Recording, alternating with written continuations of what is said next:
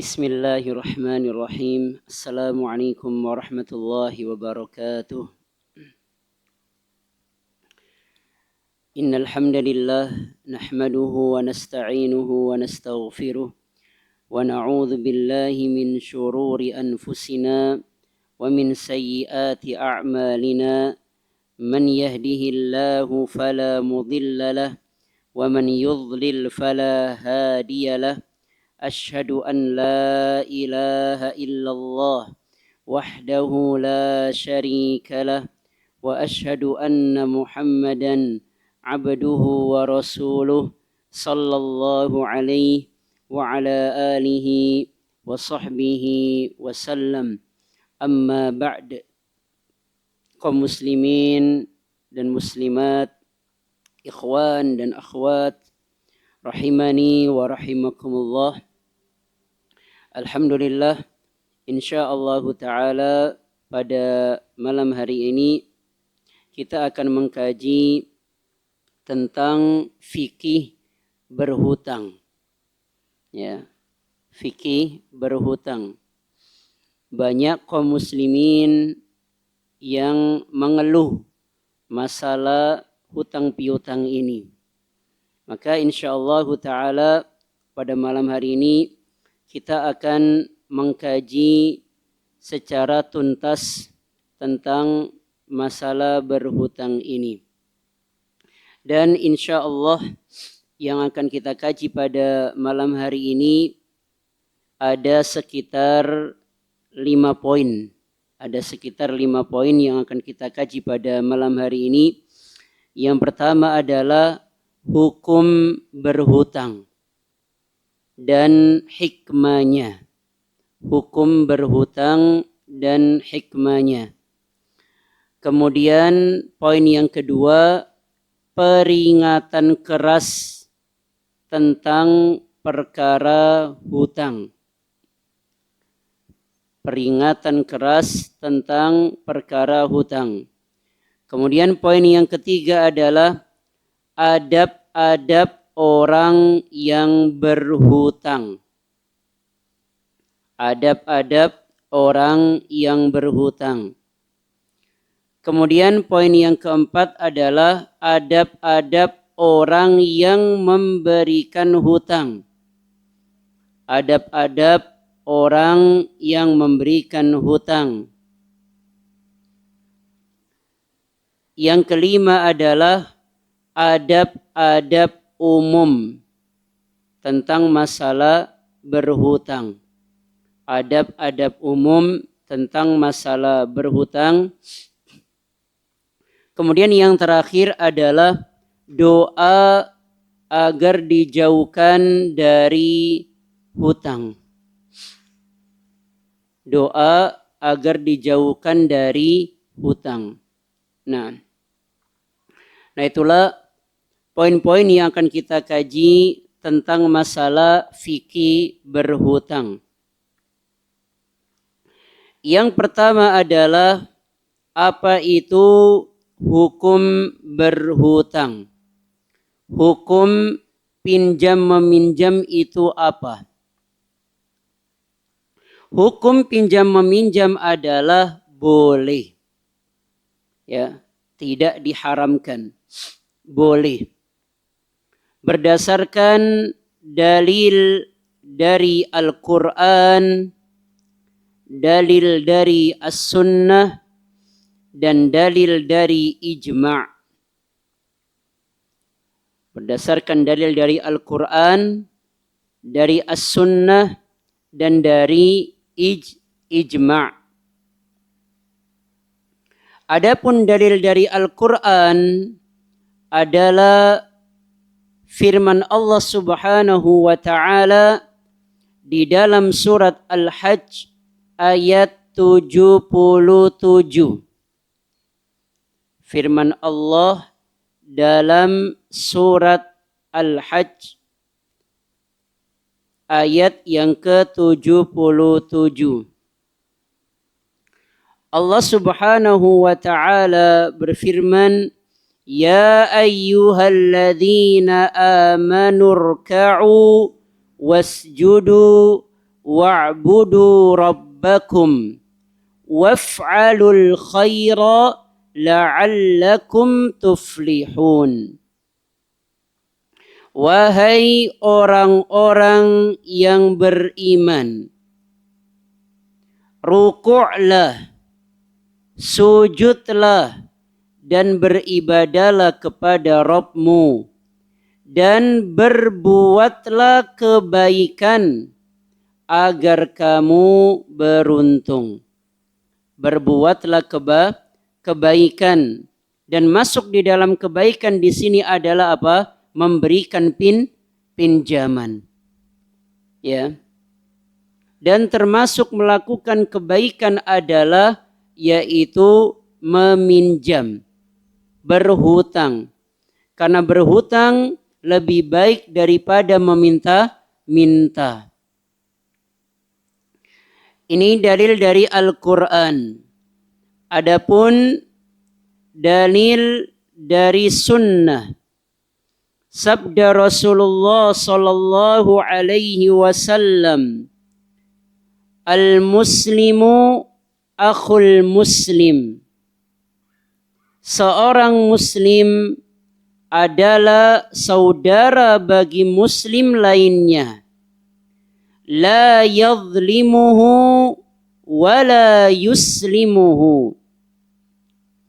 Dia tidak boleh menzaliminya dan tidak boleh membiarkannya untuk diganggu oleh orang lain. Wa man kana fi hajati akhihi, barang siapa memenuhi kebutuhan saudaranya, kana Allahu fi hajatihi, maka Allah Subhanahu wa ta'ala akan memenuhi kebutuhannya.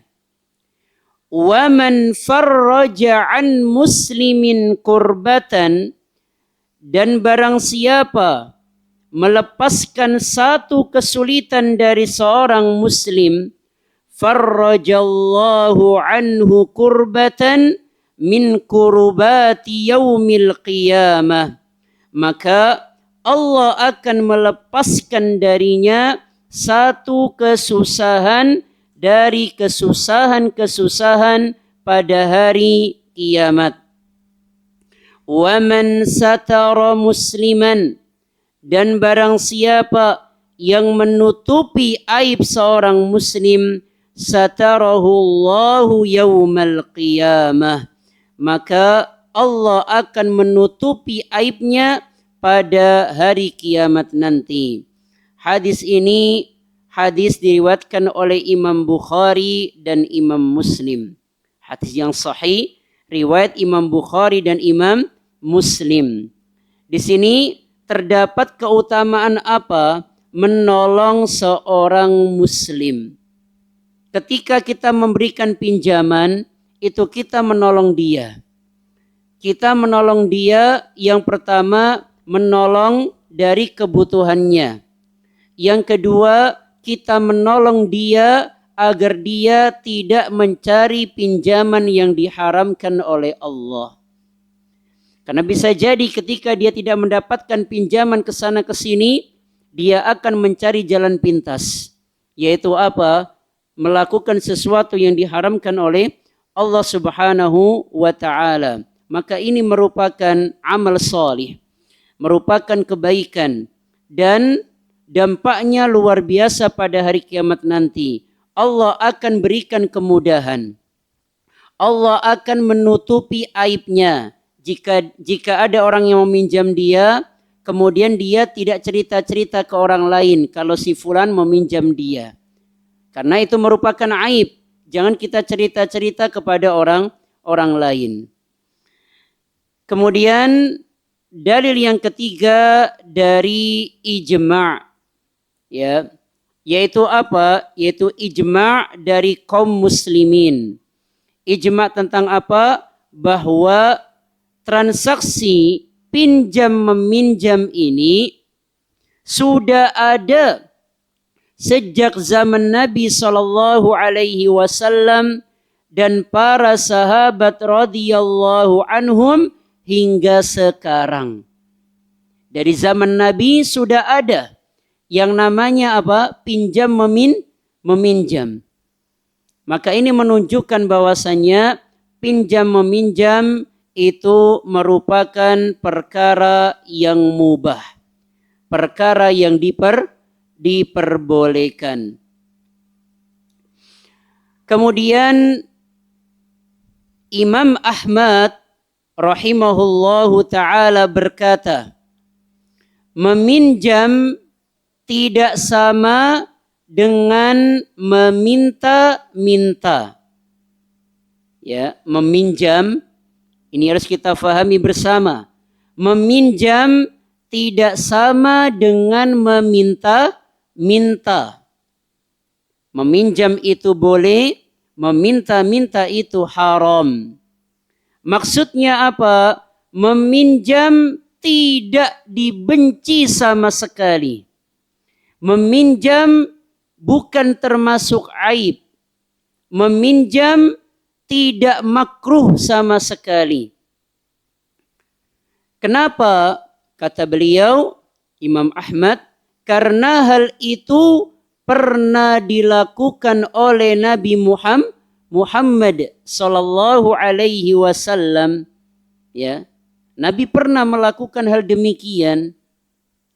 Seandainya, di sini beliau mengatakan, seandainya pinjam meminjam ini makruh atau ada unsur kejelekannya, tentu Nabi Muhammad sallallahu alaihi wasallam akan menjauhinya. Dengan alasan apa? Bahwa meminjam itu bagaikan orang yang membeli tetapi harganya masih terutang.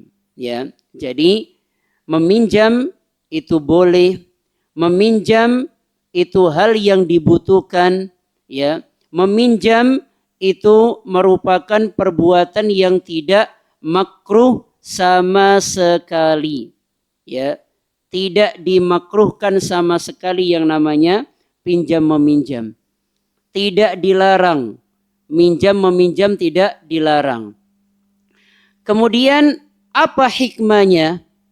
Hikmah dari dibolehkannya minjam meminjam yaitu apa? Saling tolong menolong. Ya. Karena tadi dijelaskan di dalam hadis yang sahih riwayat Imam Bukhari dan Imam Muslim bahwa siapa saja yang menolong saudaranya maka Allah akan memberikan pertolongan. Jadi kalau kita ingin selalu ditolong oleh Allah, di antaranya kita banyak-banyak menolong orang lain. Ringan di dalam menolong orang lain. Kalau misalnya ada orang meminjam kepada kita, ya, misalnya kita ada uang 3 juta nih misalnya, 3 juta. Kemudian teman kita ini mau minjam 2 juta misalnya. Maka enggak apa-apa misalnya kita tanya balik. Enggak apa-apa saya mau minjamkan 2 juta tapi dalam seminggu ya. Seperti itu. Kalau misalnya dia ya insya Allah saya mampu dalam seminggu maka pinjamkan. Karena kan kita masih ada tadi simpanan berapa? 1 juta. 1 juta buat seminggu cukup insya Allah kan gitu. Nah jadi enggak ada masalah ya. Misalnya kita punya uang cuma 200.000. Ya, teman kita mau minjem 100.000. Kita tanya, ya, misalnya kira-kira hari Jumat besok bisa membalikan apa tidak? Oh, insya Allah bisa, maka pinjamkan. Ya, karena kita merasa sampai hari Jumat 100.000 cukup, maka kita pinjamkan. Seperti itu. Insya Allah Allah akan memberikan pertolongan. Nah, itu adalah hukum dan hikmah dari ya pinjam meminjam atau berhutang. Nah sekarang poin berikutnya adalah ini yang harus kita waspadai. Meminjam memang diperbolehkan. Meminjam memang mubah. Ya, berhutang boleh, tapi lihat ya, dengarkan dalil-dalil berikut tentang apa? peringatan keras tentang perkara hutang. Hutang ini nggak main-main, ya nggak main-main. Insya Allah ya setelah kita mendengar tentang dalil-dalil yang menunjukkan akan peringatan keras tentang perkara hutang ini, hendaknya kita jangan bermudah-mudahan dalam berhutang karena nggak main-main. Apa itu peringatan kerasnya? Yang pertama adalah sabda Rasulullah Sallallahu Alaihi Wasallam di dalam hadis yang sahih riwayat Imam Ahmad, Imam Tirmidzi, Imam Ad-Darimi dan yang lainnya. Apa sabda Rasulullah Sallallahu Alaihi Wasallam? Nafsul mu'mini mu'allaqatun bidainihi hatta yuqda anhu. Apa artinya? Ruh seorang mukmin itu tergantung pada hutangnya. Ruh seorang mukmin itu tergantung pada hutangnya hingga dibayarkan hutang tersebut. Ya ini nggak main-main ini, mengerikan. Ya, ruh seorang mukmin itu tergantung kepada hutangnya sampai apa? Sampai hutangnya dibayarkan. Maksudnya apa? Yaitu jiwanya, ya, ketika di dalam kubur tergantung pada utang atas dirinya. Maksudnya bagaimana? Di sini Ustadz Yazid rahimahullahu ta'ala menjelaskan seakan-akan wallahu a'lam dia merasa sakit karena menunda penyelesaian hutangnya. Ya, dia merasa sakit, merasa tertekan, ya, dengan masalah hutangnya ini, baik di dunia maupun di alam kubur. Di dunia gelisah, was-was. Kenapa? Karena masih ada tanggungan. Apalagi orang yang berhutang ini, dia selalu ingat kematian. Dia selalu mengingat bagaimana nasibnya di alam kubur. Ya, maka hatinya tidak akan tenang, tidak akan bahagia, was-was terus. Ya, maka ini yang pertama, berarti ruh seorang mukmin itu tergantung kepada hutangnya sampai hutangnya itu dibayarkan. Masih dalam hadis yang pertama tadi, Imam Nawawi rahimahullahu ta'ala menjelaskan tentang hadis yang tadi, jiwa seorang mukmin maksudnya apa? Ruhnya tergantung setelah kematiannya dengan utangnya. Ruhnya ya tergantung setelah kematiannya dengan utangnya. Maksudnya terhalang dari kedudukannya yang mulia. Ya, dia akan terhalang untuk mendapatkan kedudukan yang mulia. Karena orang yang meninggal, ya, orang yang meninggal di antara yang menolong dirinya adalah yaitu doa orang-orang yang mendoakan dirinya atau orang-orang yang memintakan ampun untuk dirinya, sehingga apa? Kedudukannya semakin tinggi. Tapi kalau orang yang berhutang itu apa? Selama hutangnya belum dibayar, menghalangi dirinya untuk mendapatkan kedudukan yang tinggi. Ya. Kemudian yang kedua, dalil yang kedua dari Abu Hurairah radhiyallahu anhu, bahwasannya Rasulullah sallallahu alaihi wasallam berdiri di hadapan para sahabat dan berbicara kepada mereka bahwa jihad di jalan Allah dan iman kepada Allah adalah amal yang paling utama. Jadi Nabi SAW menjelaskan kepada para sahabat bahwasannya jihad beriman kepada Allah merupakan amal yang paling utama. Tiba-tiba apa? Berdirilah seorang laki-laki dan berkata, "Ya Rasulullah, wahai Rasulullah, ara'aita in kutiltu fi sabilillah tukaffaru anni khataya?" Ya, wahai Rasulullah, bagaimana menurut engkau jika aku mati di jalan Allah? Apakah dosa-dosaku akan terhapus? Maka Rasulullah Shallallahu Alaihi Wasallam menjawab, "Na'am, in kutilta fi sabilillah wa anta sabirun muhtasibun muqbilun ghairu mudbir." Maka Nabi SAW menjawab, ya, akan terhapuskan. Asalkan apa?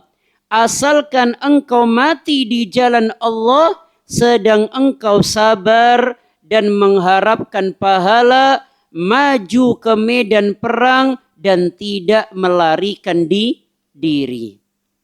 Ya. Kemudian Rasulullah Shallallahu Alaihi Wasallam melanjutkan sabda beliau, "Kaifa qulta?" Apa yang engkau katakan tadi? Ya. Qala ara'aita in kutiltu fi sabilillah tukaffaru anni khatayaya? Apa pendapatmu wahai Rasulullah jika aku mati di jalan Allah, ya, apakah dosa-dosaku akan dihapuskan oleh Allah? Faqala Rasulullah sallallahu alaihi wasallam, maka Rasulullah sallallahu alaihi wasallam bersabda, "Na'am." Ya, ini ada penekanan nanti di sini. "Na'am wa anta sabirun muhtasibun muqbilun ghairu mudbirin." Ya, dosa-dosamu akan dihapuskan oleh Allah. Sama seperti jawaban yang pertama. Dengan catatan apa? Sabar. Mengharapkan pahala di sisi Allah. Kemudian maju ke medan perang dan tidak kabur dari medan perang. Kecuali apa? Illat dain. Kecuali hutang. Kecuali hutang.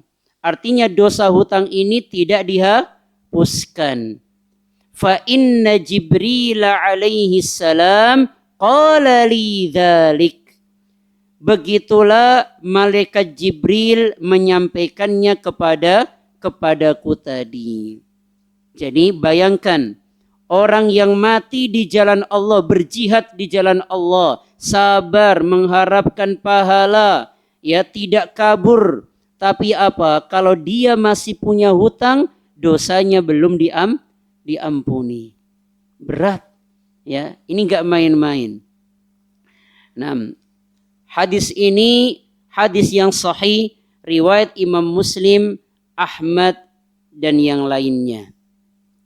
Hadis yang ketiga, dari Muhammad bin Jahsy radhiyallahu anhu. Dia berkata, pada suatu hari kami duduk-duduk bersama Rasulullah sallallahu alaihi wasallam di halaman masjid yang biasa diletakkan jenazah. Beliau mengarahkan kepalanya ke langit, kemudian menepukkan dahi beliau dengan telapak tangan. Lihat ke atas, kemudian sambil tepuk tangan. Dan beliau bersabda. Apa sabda beliau? Kok sampai beliau apa? Nepuk jidat itu kenapa? Subhanallah, madza nuzzila minat tasydid. Beliau mengatakan apa? Subhanallah, betapa berat ancaman yang diturunkan. Fasakatna wa fazi'na. Maka kami, yaitu para sahabat, kami pun terdiam dan takut. Falamma kana minal ghadi sa'altuhu. Maka di esok harinya aku pun bertanya kepada beliau, ya Rasulullah, wahai Rasulullah, ma hadat tasydidul ladzi nuzzil. Wahai Rasulullah, ancaman berat apakah yang turun? Maka beliau sallallahu alaihi wasallam menjawab, walladzi nafsi biyadi, dan demi Allah yang jiwaku berada di tangannya, lau anna rajulan kutila fi sabilillah, kalau seandainya ada seseorang yang mati jihad di jalan Allah, thumma uhyiya, kemudian dihidupkan kembali, thumma kutila, kemudian dia ikut perang, dia mati lagi, thumma uhyiya, kemudian dihidupkan lagi, thumma kutila, kemudian dia ikut perang dan mati lagi, wa alaihi dainun, tapi dia masih punya tanggungan hutang. Apa yang terjadi? Ma dakhalal jannata hatta yuqda anhu dainuhu, dia tidak akan masuk surga sampai hutangnya dilunasi, sampai hutangnya dibayarkan. Ini yang jihad loh. Yang jihad meninggal di perang di jalan Allah. Bagaimana kalau yang meninggalnya bukan di jihad, bukan di jalan Allah, ya. Nah, maka ini merupakan peringatan keras bagi orang yang berhutang. Memang hutang itu boleh, tapi harus hati-hati. Ya, jika punya rezeki segera dilunasi. Nah, kemudian dalil yang keempat, ya. 6. Hadis yang tadi hadis yang hasan, ya, riwayat Imam Nasa'i, Ahmad dan yang lainnya. Kemudian hadis yang keempat, dalil yang keempat, Rasulullah sallallahu alaihi wasallam bersabda, yughfaru lisyahidi kullu dzanbin illa dain. Orang yang mati syahid diampuni seluruh dosanya kecuali apa? Dain, kecuali hutang. Ya. Hadis ini sahih riwayat Imam Muslim. Hadis yang kelima dari Samurah radhiyallahu anhu, dia berkata, kami bersama Rasulullah sallallahu alaihi wasallam menguburkan jenazah. Beliau bersabda, ahahuna min bani fulanin ahadun, apakah adakah seseorang dari bani fulan di sini? Beliau mengulanginya sampai 3 kali. Faqama rajulun, lalu berdirilah seseorang. Faqala lahu an-nabiy sallallahu alaihi wasallam, maka Rasulullah sallallahu alaihi wasallam pun bertanya kepada orang tersebut, ma mana'aka fil marrataini al-ulayaini an la takuna ajabtani, apa yang menghalangimu untuk menjawab seruanku pada kali yang pertama dan yang kedua? Ama inni lam unawwih bika illa bi khairin, maka apa? Adapun aku tidak menyebutkan sesuatu kepadamu melainkan kebaikan. Inna fulanan lirajulin minhum mata ma'suran bidainihi. Sesungguhnya fulan, teman kalian yang meninggal ini, dia tertahan untuk masuk surga karena hutangnya. Jadi rata-rata dalilnya apa? Tertahan masuk surga. Dalilnya rata-rata apa? Tidak diampuni.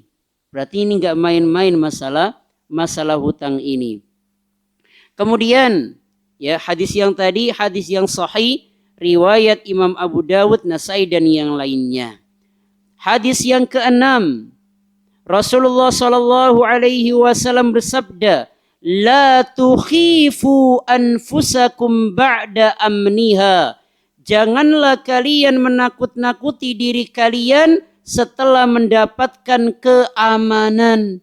Maka para sahabat bertanya, ya, bagaimana itu wahai Rasulullah? Ini maksudnya bagaimana wahai Rasulullah? Ya, maka Rasulullah SAW pun menjawab, yaitu menakut-nakuti dengan hutang. Ya, menakut-nakuti dengan hutang. Kemudian hadis yang ketujuh, hadis yang tadi hadis yang hasan, riwayat Imam Ahmad, Hakim dan yang lainnya. Hadis yang ketujuh, Rasulullah Shallallahu Alaihi Wasallam bersabda, "Man faraqar ruhul jasada wa huwa bari'un min thalathin."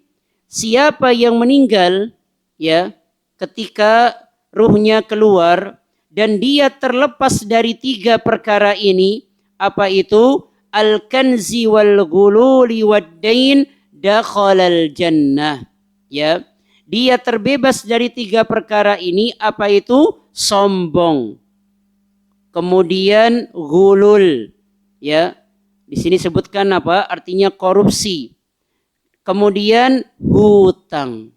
Selamat dari 3 perkara ini, niscaya dia akan masuk surga. Berarti kalau masih ada hutang bagaimana? Tertahan masuk surga. Kemudian hadis yang sangat panjang ini. Hadis yang sangat panjang. Kita langsung baca terjemahannya saja. Dari Jabir radhiyallahu anhu, ya, hadis yang tadi, ya, hadis yang tadi menunjukkan apa? Akan bahayanya masalah hutang, tidak masuk surga. Hadis yang sahih, riwayat Imam Tirmidzi dan Ibnu Majah dan yang lainnya. Kemudian yang ke-8, hadis yang panjang sekali, ya. Dari Jabir radhiyallahu anhu, dia berkata, seorang laki-laki meninggal dunia dan kami pun memandikan jenazahnya. Lalu kami mengkafaninya dan memberinya wangi-wangian. Kemudian kami datang membawa mayat tersebut kepada Rasulullah Shallallahu Alaihi Wasallam supaya beliau mensolatinya. Kami berkata, solatkanlah jenazah ini. Kemudian beliau melangkahkan kakinya dan bertanya, apakah dia mempunyai hutang? Maka kami menjawab, iya 2 dinar. Lalu beliau pergi. Ya, siapa Nabi SAW pun pergi. Abu Qatadah pun kemudian menanggung hutangnya. Kemudian kami datang kepada beliau, yaitu kepada Nabi SAW. Kemudian Abu Qatadah berkata, 2 dinarnya saya yang menanggung. Maka Rasulullah SAW bersabda, kamu betul akan menanggungnya sehingga mayat tersebut terlepas dari hutang 2 dinar. Maka dia menjawab, yaitu Abu Qatadah, iya. Maka Rasulullah pun mensolatinya. Kemudian setelah hari itu Rasulullah SAW bersabda, apakah yang telah dilakukan oleh 2 dinar tersebut? Abu Qatadah menjawab, sesungguhnya dia baru meninggal kemarin. Dan dia punya hutang 2 dinar. Maka Jabir berkata, maka Rasulullah SAW mengulangi pertanyaan itu keesokan harinya. Maka Abu Qatadah pun berkata, aku telah melunasinya wahai Rasulullah. Baru ketika itu Rasulullah mengatakan apa? Sekarang barulah dingin kulitnya. Berarti selama hutangnya belum dilunasi, apa yang terjadi pada kulitnya? Na'udzubillahi min dzalik. Ini hadis yang sahih, riwayat Imam Ahmad, Abu Dawud, Nasai dan yang lainnya. Namun jangan salah memahami hadis ini. Ada yang memahami dari hadis yang panjang ini, haram hukumnya mensolati jenazah orang yang punya hutang. Atau orang yang punya hutang, jenazahnya tidak boleh disolatkan. Ini pemahaman yang keliru. Apakah Nabi melarang para sahabat untuk mensolatkan? Kan tidak. Beliau hanya tidak mau. Bukan berarti itu menunjukkan apa? Menunjukkan orang yang punya hutang tidak boleh disolatkan. Ya, repot kalau orang yang meninggal dalam keadaan punya hutang nggak disolatkan, bahaya. Ya, apalagi yang punya cicilan misalnya. Ya, nah, maka ya bukan itu maksudnya. Jadi boleh ya mensolatkan jenazah yang memiliki hutang. Nah, kemudian hadis yang terakhir atau dalil yang terakhir tentang peringatan masalah hutang ini. Rasulullah Shallallahu Alaihi Wasallam bersabda, "Man mata wa alaihi dainun, falaysa thamma dinarun wala dirham, walakinnahal hasanatu wassayyiat." Ya, siapa yang meninggal dan memiliki hutang, maka nanti di akhirat itu sudah tidak ada dinar, gak ada dirham. Di sana sudah tidak ada uang untuk melunasinya. Tapi apa? Tapi dilunasi dengan kebaikan, dengan pahala atau dengan dosa. Ya, hadis ini hadis yang sahih, riwayat Imam Ahmad, Hakim dan yang lainnya. Adapun hadis yang ke-8 tadi riwayat Imam Muslim, hadis yang sahih. Nah, pertanyaannya, setelah kita melihat ya betapa kerasnya ancaman bagi orang-orang yang berhutang ketika dia meninggal, maka hendaknya kita jangan bermudah-mudahan di dalam berhutang. Naam. Kemudian kita masuk kepada poin berikutnya. Nah, kita dengarkan adzan terlebih dahulu ya. Nah, sekarang kita lanjutkan tentang adab-adab orang yang berhutang. Poin yang ketiga, adab-adab orang yang berhutang. Yang pertama adalah sebelum dia berhutang, dia harus meluruskan niatnya. Dia harus faham, ya, dia harus punya tujuan di dalam berhutang ini dan punya niat yang baik. Jadi meluruskan niat sebelum berhutang. Contohnya apa? Contohnya ya berhutang untuk misalnya biaya perawatan di rumah sakit misalnya, atau berhutang karena tidak sanggup membayar iuran ya SPP atau DU dari anaknya misalnya yang di sekolah, ya, atau ketika itu dia tidak mampu memberi nafkah, ya, tidak mampu memberi nafkah karena ketika itu memang betul-betul tidak ada uang dan memberi nafkah itu hukumnya wajib, maka ketika itu dia boleh untuk berhutang. Kemudian tidak berhutang kecuali dalam kondisi darurat. Ya, dalam kondisi darurat. Darurat itu berarti apa?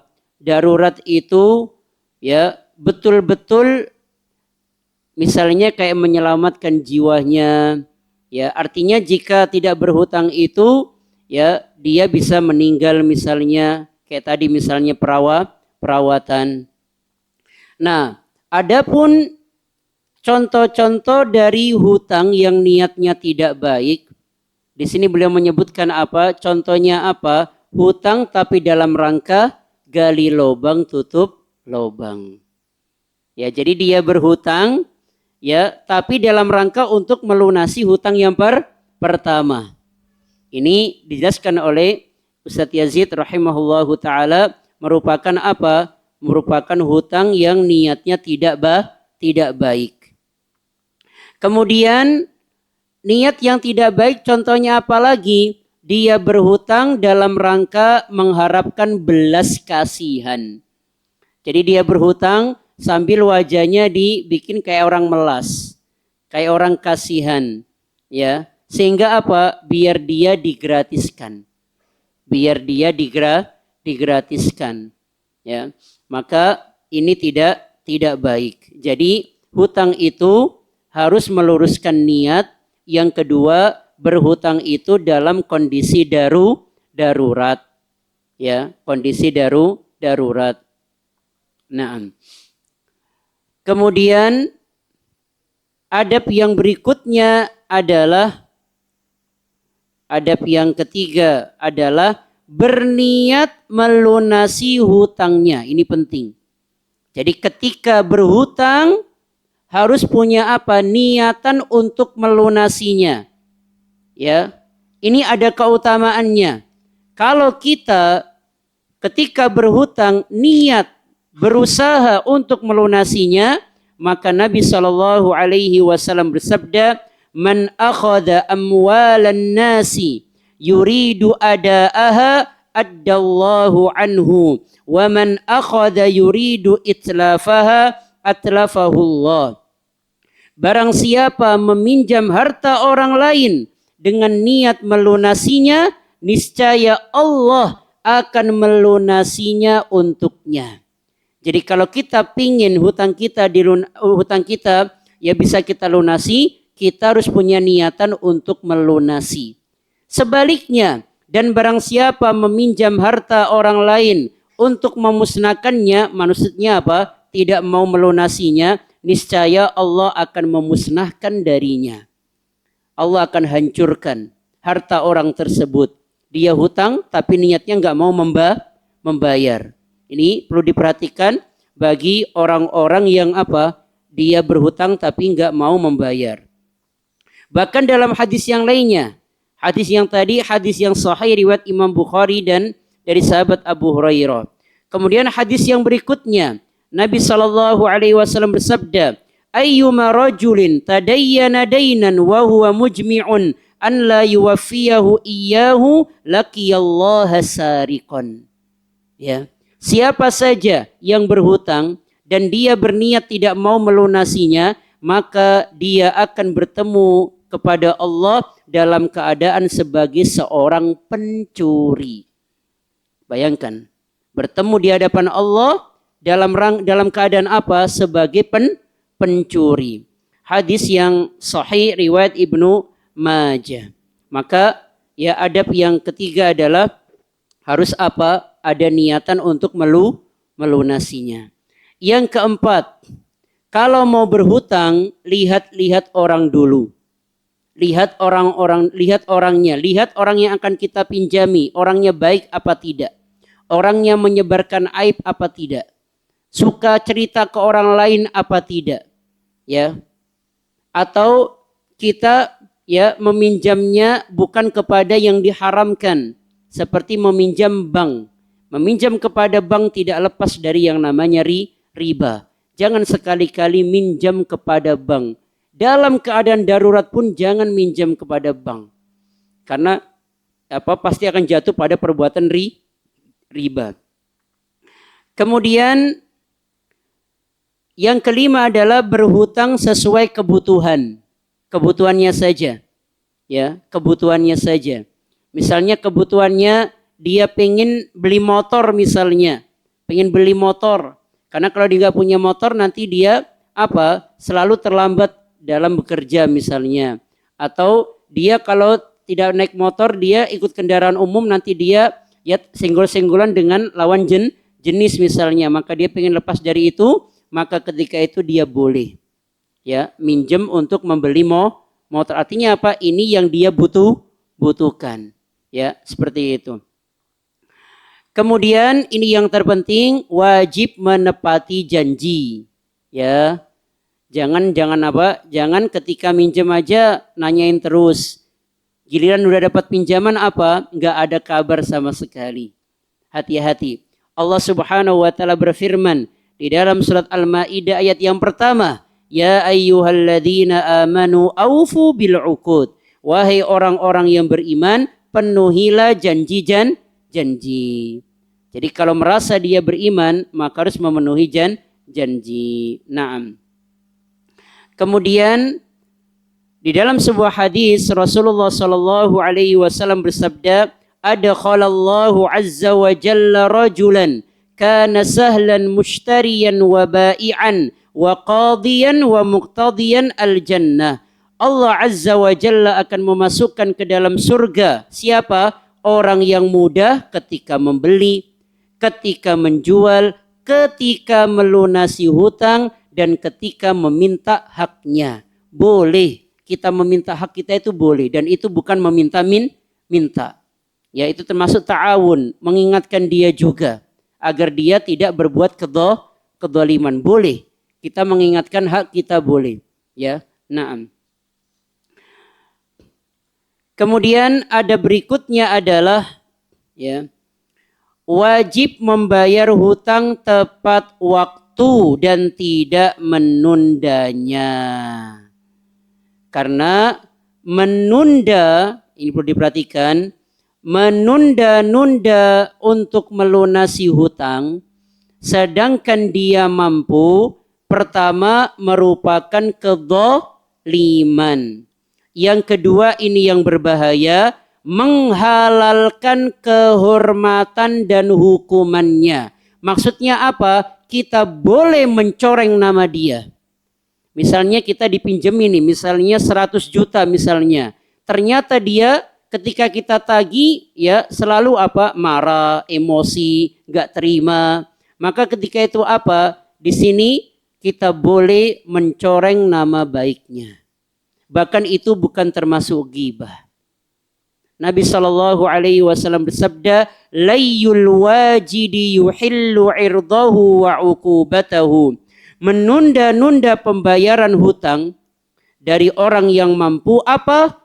Akan menghalalkan kehormatan dan hukumannya. Ya, boleh kita rusak ya nama baik dia, dan itu bukan termasuk apa? Perkara ghibah. Ya. Maka hati-hati ya. Jangan apa? Jangan bermudah-mudahan untuk nunda-nunda. Kecuali misalnya ya sudah ada kesepakatan apa? Setiap bulan nyicilnya sekian. Maka itu bukan termasuk. Ya, karena sudah ada kesepakatan di awal, setiap bulan nyicil sekian. Maka ketika kita misalnya mau beli yang lainnya tidak ada masalah. Ya. Karena apa? Kita sudah punya kesepakatan setiap bulan nyicilnya sekian. Kalau misalnya ada lebihan bisa ditambah seperti itu, maka tidak mengapa. Misalnya kesepakatannya selama 2 tahun, maka tidak mengapa seperti itu ya. Tapi kalau misalnya kita ternyata ada rizki yang lebih dan ternyata diberikan kemudahan oleh Allah untuk segera melunasinya, maka apa? Langsung kita lunasi. Kemudian memberi kabar kepada orang yang memberi hutang. Ini memberi kabar ya, kasih tahu ya, afwan ya, qadarullah hari ini belum bisa membayar, kasih tahu ya, kasih tahu, atau afwan qadarullah untuk bulan ini baru bisa membayar sekian, kasih tahu, janganlah salam wala kalam ya, nggak ada kabar sama sekali.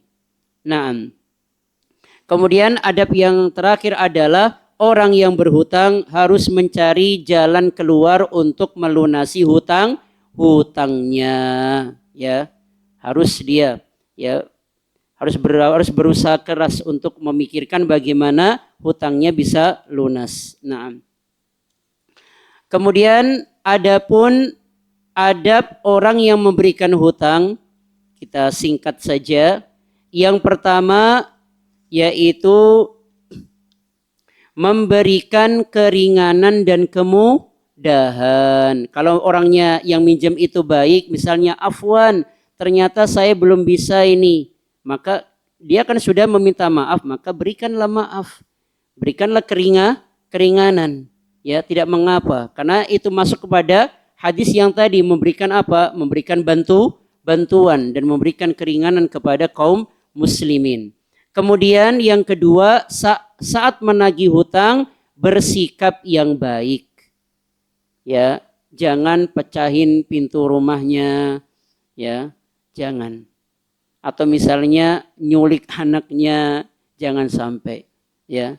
Tagih dengan cara baik, atau misalnya afwan, mengingatkan. Bisa seperti itu. Cukup afwan, mengingatkan kesepakatan yang sudah kita tentukan di hari yang lalu. Seperti itu, ya, mengingatkan. Kemudian jika memang dia belum mampu, kita kasih tempo, ya, kita kasih tempo. Naam.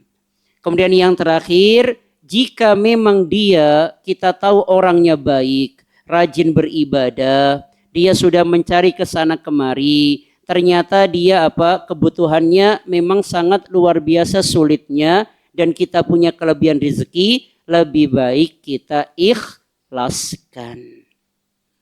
Allah akan ganti, insya Allah. Allah akan ganti, ya, tenang saja, ya, Allah akan mengganti. Nah, adapun adab umum, ya, adab umum baik yang berhutang maupun yang, ya, memberikan pinjaman, yaitu yang pertama adalah nulis, catat. Jadi kita misalnya ada orang yang minjam kepada kita, saya minjam sekian, maka apa kita catat? Kita yang dipinjami kita catat, dan dia yang meminjam juga harus mencatat. Ya, tunjukkan, ya, ini saya udah catat ini. Antum mana, udah catat atau belum? Seperti itu, ya, tanya, ya. Dalilnya adalah di dalam surat Al-Baqarah ayat terpanjang di dalam Al-Qur'an, yaitu ayat 282. Yang pertama, ya ayyuhalladzina amanu idza tadayantum bidainin ila ajalin musamma faktubu. Jadi kalau berhutang, ya, dan sudah ditentukan waktunya, maka catat, ya, seperti itu. Kemudian kalau perlu ada saksi. Kalau perlu ada saksi. Misalnya ketika itu dia lagi sama anaknya atau sama istrinya, maka istri dan anaknya suruh nyatat juga sebagai saksi, ya, sebagai saksi. Kemudian kalau memang diperlukan ada jaminan, maka tidak mengapa adanya jaminan. Ya, jika diperlukan adanya jaminan, ya, maka misalnya kita menganggapnya ini orang kayaknya mau kabur nih misalnya gitu kan. Maka kita minta jaminan, tidak mengapa. Ya, tidak mengapa. Baik. Kemudian poin yang terakhir adalah doa melunasi hutang atau doa agar terhindar dari hutang. Doa yang pertama kita selalu baca ketika Ketika sholat. Ketika selesai membaca Allahumma inni a'udzubika min adzabi jahannam wa min adzabil qabri wa min fitnatil mahya wal mamati wa min syarri fitnatil masihid dajjal, dan wa a'udzubika minal ma'thami wal maghrami. Gampang. Wa a'udzubika minal ma'thami wal maghrami. Ma'tham artinya apa? Yaitu dosa. Dari melakukan dosa, dan yaitu hutang. Kemudian ada doa satu lagi, ya. Dan doa yang tadi itu Nabi sering baca ketika sholat. Nabi membaca sering ketika sholat.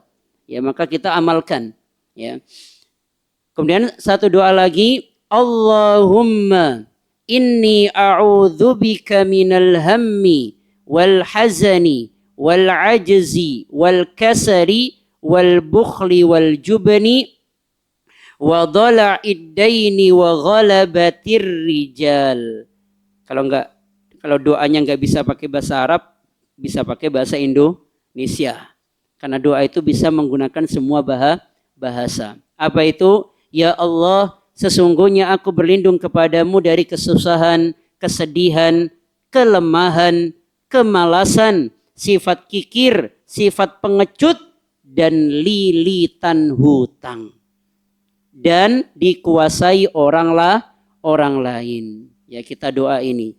Ya, doa ini agar kita tidak terlilit hutang. Maka sebaiknya begini, kalau kita sudah mengetahui ancaman, ya, mengetahui ancaman yang keras tentang masalah hutang ini, Bagi kita yang sekarang sudah punya cicilan, ya sudah, ya segera minta pertolongan kepada Allah agar dimudahkan untuk melunasi. Kemudian apa? Udah nggak usah nyicil-nyicil lagi. Kalau memang kita ya belum mampu untuk membeli barang yang kita inginkan, tahan dulu. Tahan dulu sampai kita punya uang cash untuk membelinya. Karena tadi berat. Yang kita khawatirkan apa? Yang kita khawatirkan ya meninggal dalam keadaan masih punya cicilan. Ya. Kemudian yang lebih parah apa? Lupa mencatat cicilannya berapa dan keluarga tidak ada yang tahu, itu yang bahaya. Makanya pentingnya mencatat tadi. Karena kalau sampai dia punya hutang, keluarganya nggak ada yang tahu dan dia meninggal, siapa yang akan melunasi hutangnya? Berarti dia sampai kapan dia akan terkurung untuk tidak bisa masuk surga? Karena tadi hadisnya sampai ada yang melunasinya. Ya, maka ini ya bukan hal yang mudah. Ya, maka Bismillah ya, jangan banyak mencicil ya. Kecuali tadi dalam keadaan betul-betul mendesak sekali untuk berhutang. Kemudian jangan lupa kalau kita berhutang kepada seseorang, doakan. Doa yang paling simpel apa? Jazakumullahu khairan. Doakan, jangan cuma terima kasih saja. Terima kasih itu enggak doa. Ya, terima kasih itu tidak doa. Jadi kalau doa itu barakallahu fik, jazakallahu khairan. Kita itu harus ringan. Kita dalam mengucapkan ya, kemudian dalam nulis ya, itu kita harus ringan. Mendoakan orang terus ringan. Kenapa? Karena ketika kita mendoakan orang lain, doa itu kembali kepada kita. Doakan semoga Allah mudahkan. Barakallahu fiik, jazakumullahu khairan. Doakan. Jangan cuma ini toh. Ini? Jempol ini kan. Ya, jangan. Doakan. Ya, doakan seperti itu. Ya, doakan misalnya semoga Allah memudahkan urusan antum misalnya, atau dia misalnya ya cerita ke kita kalau misalnya saya mau safar, doakan ya seperti itu, semoga perjalanannya lancar, seperti itu. Ringan mendoakan. Ya, apa sulitnya mengucapkan barakallahu fik? Apa sulitnya mengucapkan jazakallahu khairan? Apa sulitnya? Ya, karena itu juga kembalinya kepada kita, ya. Ini sudah sudah tidak mengucapkan jazakumullahu khairan, enggak ada kabar ya. Nah, maka ini enggak sepatutnya seorang muslim seperti itu. Ya, kemudian kalau ditagi pun juga sama. Ya, Masya Allah, jazakallahu khairan akhi, sudah diingatkan gitu. Jangan malah marah-marah. Enggak boleh marah-marah. Wong dia mau mengingatkan kok, alhamdulillah dia mau mengingatkan. Coba kalau enggak diingatkan kemudian meninggal. Apa enggak berbahaya seperti itu? Makanya itu namanya ta'awun, ya. Yang yang dihutangi mengingatkan, kemudian yang berhutang harus kalau memang tidak mampu di hari itu minta maaf, afwan. Ya, afwan, tapi jangan afwan ya. Kalau bisa antum ikhlaskan lebih baik. Ya. Afwan kalau bisa antum ikhlaskan lebih baik. Ya, enggak bisa seperti itu. Ingat loh. Kenapa hutang ini sampai seperti itu? Jadi kalau kita kalau kita ringkas ancamannya apa? Yang pertama dosanya tidak diampuni. Kemudian yang kedua dia tertahan untuk masuk surga. Yang ketiga dia akan memberikan pahalanya. Ya, akan memberikan pahalanya nanti di akhirat.